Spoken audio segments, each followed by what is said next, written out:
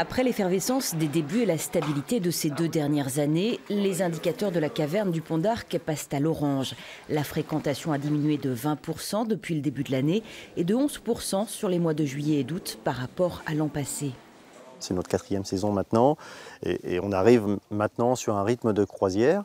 Donc c'est la première explication. Et puis la seconde, le mois de juillet généralement ne démarre pas avant mi-juillet. Mais là, avec la Coupe du Monde, c'est vrai que ça a eu un impact terrible pour nous, mais très bien pour la France, je dirais en général. Et donc on n'a pas pu rattraper ce retard. Après 4 saisons, il faudra sans doute trouver un nouveau souffle pour capter la clientèle régionale qui connaît déjà le site. Il est en vue avec une exposition d'ampleur internationale prévue l'année prochaine autour des liens entre l'homme et le lion à travers l'histoire du monde. La caverne n'est pas le seul site d'ampleur à avoir souffert cet été dans le sud de l'Ardèche. C'est aussi le cas de la veine d'Orniac. Sur les 2 mois, sa fréquentation a baissé de 10%.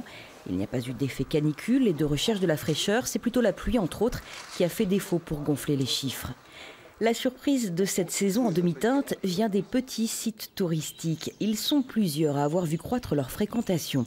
Le Muséum de l'Ardèche à Balazuc, après 2 premiers étés mitigés, décolle. Il a bénéficié notamment d'un bouche à oreille favorable.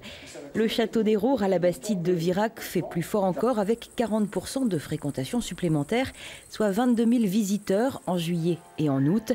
Pour la famille Lascombe, c'est le fruit de la rénovation menée, de la construction d'un trébuchet géant et d'un travail de fourmi auprès des campings, sur les réseaux sociaux et vers les scolaires en amont. C'est vrai qu'on a eu plus de locaux tout le mois de juillet-août, dont des enfants qui ramenaient leur famille.